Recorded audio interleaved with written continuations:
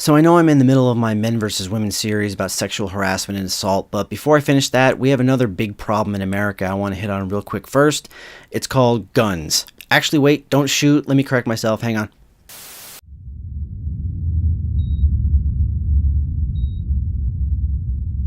Hello, greater YouTube area and the surrounding internet regions. This is Killer Cardinal DA7. Quick devil's advocate. If every single American had a minigun, but no person, place, or thing was getting perforated, would there still be a problem? We could be afraid of theoretical danger, but the longer literally no one gets killed with said miniguns, the better the case for people to say we're safe from the danger they pose, right? Okay, let me rephrase that first statement. We don't have a problem with guns so much as we have a problem with people shooting and killing each other. Whether you like guns or you hate them, that's a far bigger problem than people simply owning weaponry. Following the recent shooting in Parkland, Florida last month, as expected, some people are still bringing their typical arguments to the table, as if they're somehow more relevant now than they were when Stephen Paddock killed 60 people in Las Vegas last year and Omar Mateen killed 50 people in Orlando 2 years ago. Some of those arguments have severely overstayed their welcome, and I hate to say it, but based on what a lot of people are saying, I think one of those arguments might be the actual Second Amendment itself. Before I go any further though, let's be really clear on what the Second Amendment says in full.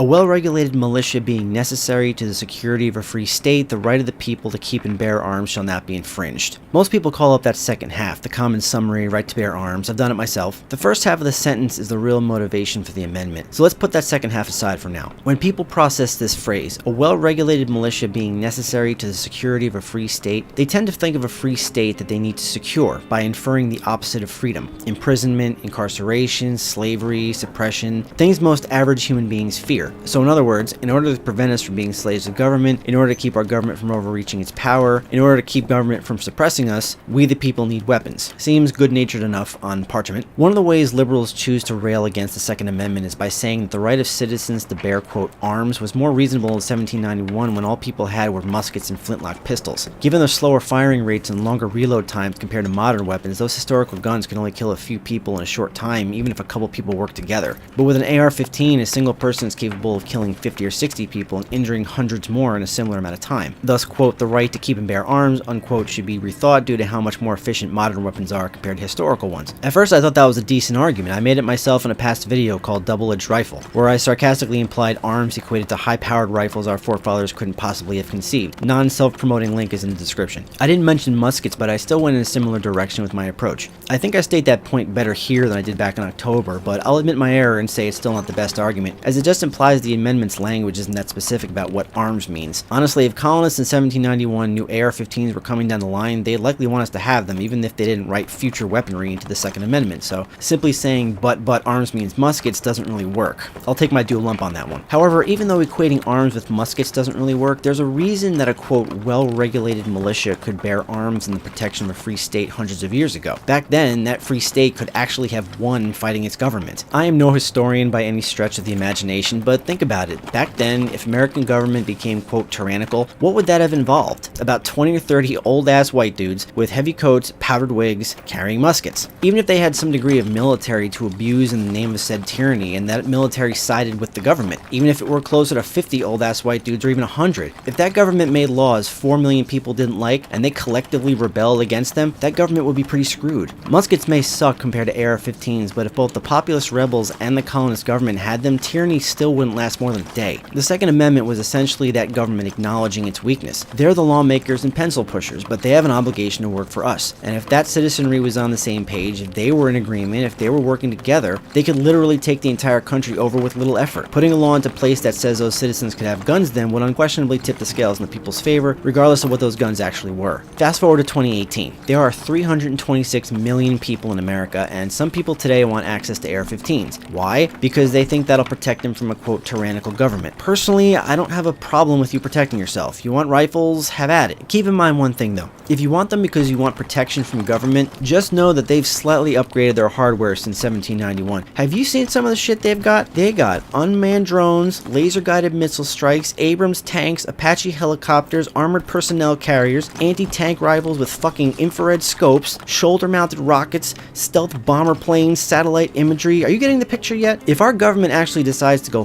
full-on prison state level tyrannical with military personnel on every corner and they want to bust into your house, guess what, motherfucker? They're gonna bust in. If they pull the trigger on using military force against citizens and they see you peek out your window screaming your head off about, I don't know, rights and shit, they'll detonate your fucking house. If they want you dead, they are not going to fear your cutesy-poo little AR-15, ooh, with a bump stock and an extended magazine and armor-piercing rounds. Fuck that bullshit. In a fully tyrannical situation, they will bring with them weapons that make that AR-15 look like it's made of chocolate and filled with peanut butter. Delicious and only to be feared by people with allergies. And hell, they don't even have to do it loud with explosions and missiles and bombs and shit either. That's just when they don't have to keep secret. You want some paranoia? If you're really afraid of government, tell you what, they can do it real quiet, not make a peep, and no one would even know. Just missing person case, you don't show up to work the next day, everyone forgets. Does that make you feel any better? Even if you can picture in your mind an impossible scenario where colonists in 1791 had literal AR-15s like we have today, it'd still make more sense. 4 million colonists with AR-15s working in tandem could easily defeat an idealist colony government and a slapdash military still angry about their ancestors fleeing what they felt was European tyranny. AR-15s, popular as they may be, in the year 2018 will unfortunately not be enough to protect you or any of us from a tyrannical government of the future. Not that I'm some government brainwash victim either, I'm just being practical and realistic here. I like being rebellious as much as anyone else who lives facing against the grain. I just like being rebellious in ways that are actually rebellious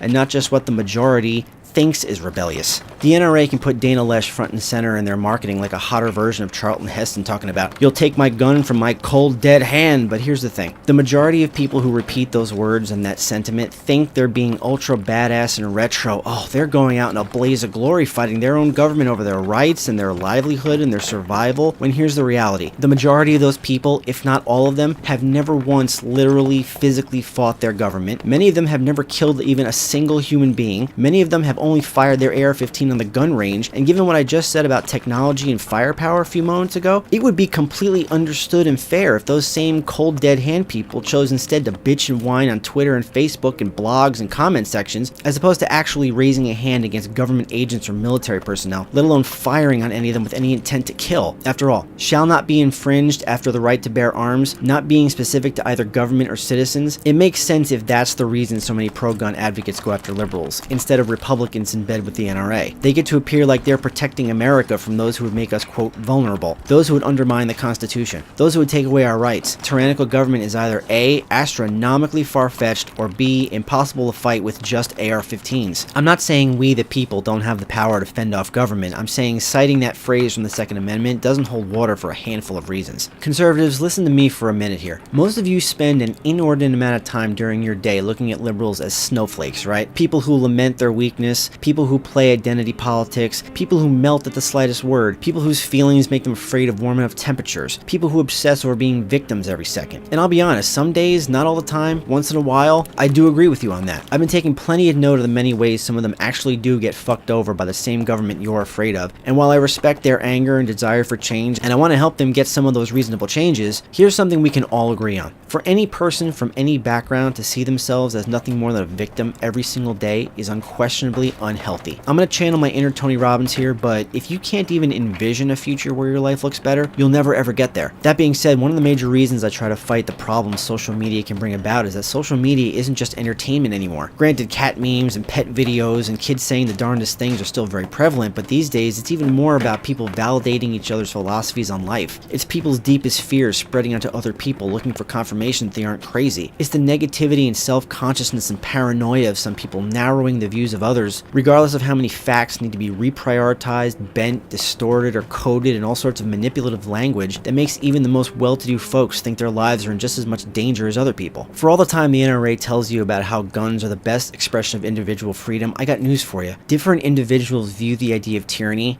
differently. Google defines tyranny as, quote, cruel and oppressive government or rule, unquote. Liberals see tyranny when an LGBT person isn't legally allowed to marry, or when a black person watches someone from their community get 6 bullets put in them and the cop suffers next to no punishment or reprisal, if at all, or when a Hispanic person watches their family get deported without anyone even attempting to grant them citizenship more efficiently or securely. Conservatives, on the other hand, see tyranny as being forced legally to use certain speech, or watching others subjugate their definition of marriage, or allowing too many immigrants into the country, or not hunting down cop killers with more force. force, or banning weapons, which supposedly opens the door to government taking forceful control. This being the case, if you're a conservative, especially a white one, please be real and straight and honest with me. Why exactly are you specifically afraid of the government? Did enough of what I just mentioned happen to make you afraid? Is it because triggery articles speculate that your rights may be restricted? Or is it because the Bill of Rights built firearms in for the purpose of fending off government, and the NRA has been using that to condition you to anticipate some dystopian future where our government turns their war machines against us? Even in the whitest possible neighborhoods, you're still surrounded by people in nearby towns who have been afraid of government policy and abuse of power by police for centuries. People have legitimate reasons for being afraid of the United States government, but when those people voice that distrust, when they march, when they protest, you look at them like they're crazy, nutty leftists. You find any way possible to shoot holes through their concerns. You think they're making trouble needlessly and whining about nothing, but you think the government is after you. I'll say again, I'm no historian, but I highly doubt the United States government on the whole, especially a conservative Republican one like we have right this minute, is suddenly in 2018 going to buck centuries of tradition and turn against conservatives, especially white ones, with the same vigor that Skynet had in trying to undo humanity because it saw its creators as a threat. Sorry, spoiler alert. But tell you what, just like I can't unfortunately prove or disprove conclusively the actual existence of God, I'm not going to tell you that it's 100% impossible for our planet to descend into pure chaos. And I love a good round devil's advocate, so I'm going to give you a genuine benefit of the doubt and make a good case for why I think tyrannical government could happen. Ready? Pay attention. I'll tell you something right now. They are not just going to flip a switch and say, okay, freedom is over, we're in total control. Panic would ensue, people would flee. It would create a level of chaos they might have trouble controlling, or else they wouldn't be able to escape being responsible for it. Contrary to popular belief that our government is full of morons, the United States government is actually better at selling themselves as the good guys than most big corporations that actually sell shit. After all, corporations coerce you into buying sugary food you know you're not supposed to eat, pharmaceuticals with all sorts of side effects, appliances that constantly break down, and TV shows and movies and video games with amazing trailers but that suck when they finally come out. They're the ones lying to you, not the government. The government has your best interest in mind, so they're not going to flood military into our streets and communities out of nowhere. Why bother going through all that work anyway and risk it falling on its face when all they need to do is just wait a little while? I mean, look around you. American society is not only destabilizing itself as we continue to argue and fight and resist, society is devouring itself. We may still have some degree of peace overall, but if things get unstable enough, it might not be out of the question for our government to just go, hey, we need to keep order here, time for a police state. And boom. The first real step toward a truly tyrannical and oppressive government that is not likely to go away with a simple vote or discussion. And all because people can't stop themselves from acting like children, because you know that would happen. Even in a situation where full-blown anarchy breaks out and citizens are hiding and cringing in broken buildings, it'd just be people yelling at each other. They started it. No, they started it. He hit me first. No, she hit me first. It's your fault. No, it's your fault. But of course, that's all speculative, right? It's still 2018. If for some reason our government targets us, remember what I said before? They have Skynet, we have rifles. Do the math. AR-15s will not be enough in that scenario to protect you from the government. And no, I'm not saying the new popular BOGO coupon items at the next NRA convention should be bazookas and grenades to make up that difference. I'm saying that arming ourselves with guns the NRA wants us to buy is in no way, shape, or form rebelling against oppressive and tyrannical government. You're not bucking the system by doing what a massive entity like the NRA wants you to do, especially when you vote for Republican politicians, people who love the NRA and who the NRA loves back. Let me put it like this. If the government on the whole, liberals, conservatives, everybody, didn't like the NRA and didn't want you to be armed, then you'd be rebelling against oppressive government by being an NRA member and having an arsenal in your house. You'd be choosing personal freedom and self-defense instead of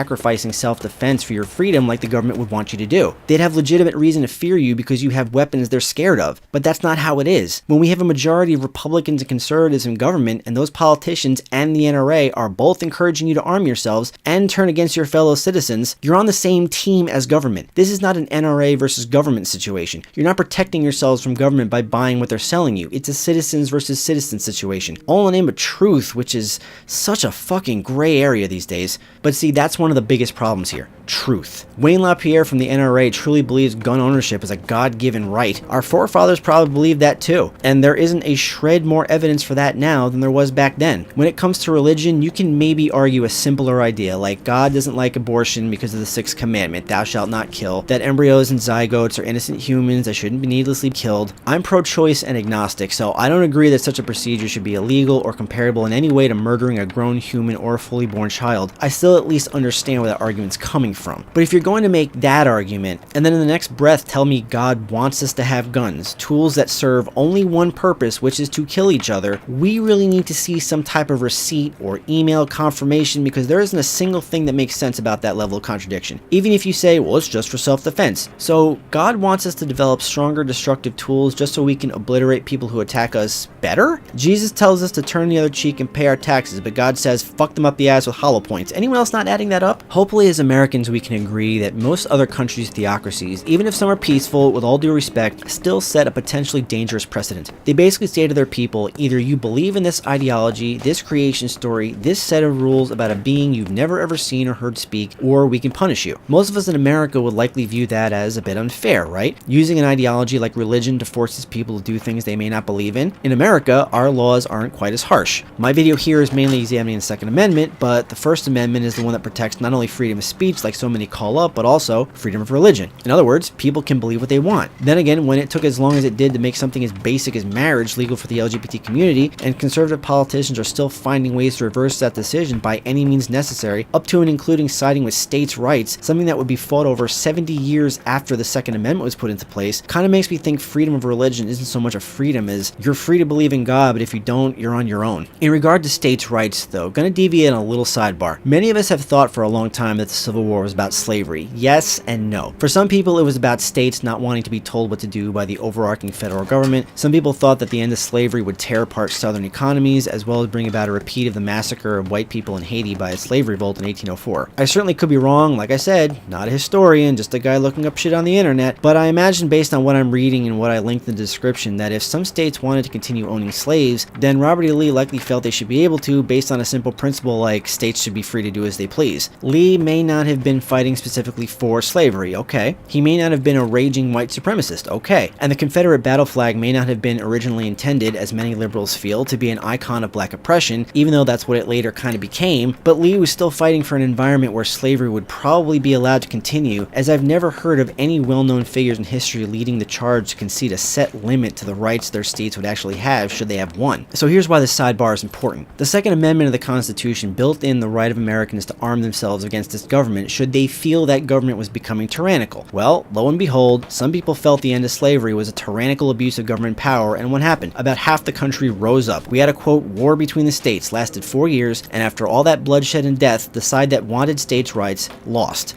Now don't get me wrong, I sympathize as much as I can. Some people probably still hold a grudge about that. Some people think that means we have our lives dictated to us by government overlords. Truthfully, if it meant America would turn into a more peaceful place, then I'm very open to hearing arguments in favor of states' rights to be more widespread given various boundaries and rules applied. Thing is, federal laws aren't evil. They just require all of us to agree on the most basic possible things, to discuss things maturely and come to a consensus. That's what people don't seem to grasp. Our personal desires may not mean shit to the government, but we're part of a population of 326 million people. My singular desires don't mean shit to a whole hell of a lot of those 326 million people either. But when that many people agree to a particular thing, they gather together and push the feds to do X, that amount of force will get the feds to do X instantly. Just because the federal government makes laws everyone needs to follow, that doesn't mean they're written in stone. We all just have to agree long enough to get them to change. Yet it only takes 1 or 2 scrolls through social media to tell us that people in America really don't want to agree with each other on anything. And that's how we get here. The sheer volume of people who can't even agree on things as basic as the meanings of words like freedom and tyranny. The hard cold fact is, as Americans, we're not fearing the same things as each other, even some things that are as common and basic to our existence as death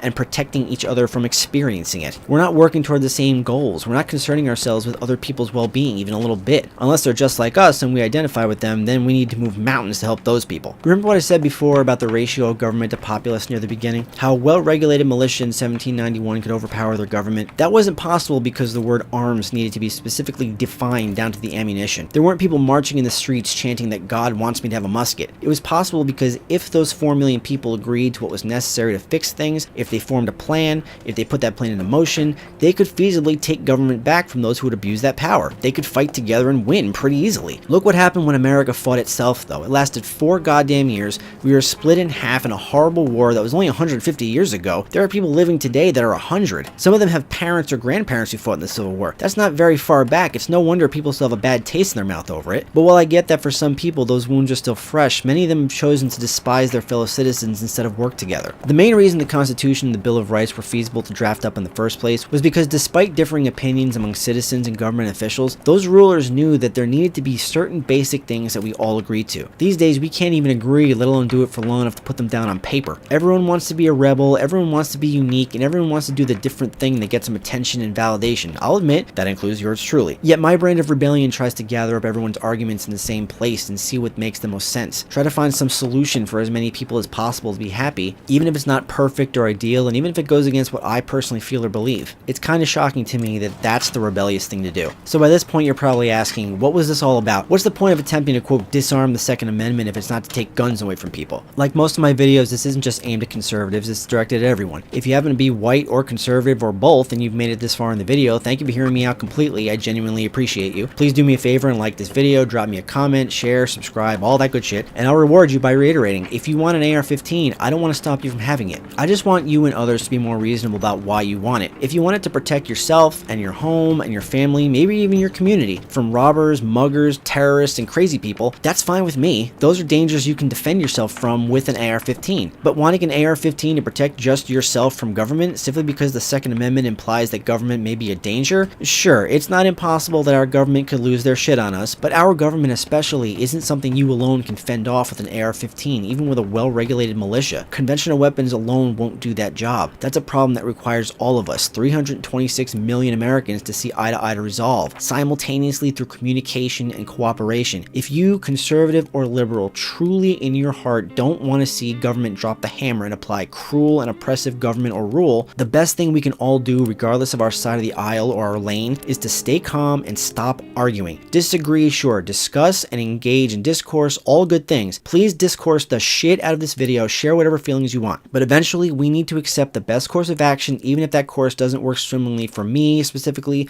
or you specifically. If a solution is presented that's most fair to everyone, then we need to start endorsing that. Stop insulting each other, stop turning every news story into a petty way to pick at each other, stop aiding the instability in our society, and start agreeing enough on basic things so that the strife in our country can at least start to die down. How about this? When people get shot and killed, maybe we show a little more sympathy and not immediately think it's a conspiracy or react with, don't take my gun away, it's not my fault. When people get judged for surface bullshit, maybe we show a little more understanding. When people need help dealing with fear or anxiety or abuse or bullying, if they spend most of their time by themselves because they're afraid of going anywhere, maybe we offer them help and some kinder ears. When other people are dying, how about we stop thinking about ourselves for 1 minute? I know these seem like overly simple concepts, they're ones I've advocated in other videos, and they likely miss the nuances and details it takes to govern 326 million different individual people effectively. There are a lot of American citizens who are not keen on the idea of being socialist or communist or anything that requires us legally to help others, but it doesn't take an entire economic or political shift to just be nicer in comment sections and watch out for people in public and not just tell people they should shut the fuck up when they have a concern or two, and stand up for people who are being mistreated if we don't entirely like them. I realize this video seemed like it was geared toward telling certain Americans that their fear of losing rights or their government overpowering them is crazy. It's really not. I explained why it's not crazy. I'm just trying to guide that passion or patriotism over to your fellow citizens and say, they need you. Because the more fervently we keep arguing, the farther open the window swings for government to apply that iron fist that some of you fear. In 1791, conventional firearms would have been enough to give America's 4 million citizens the little boost they needed to fend off government whose strongest might was a few cannonballs.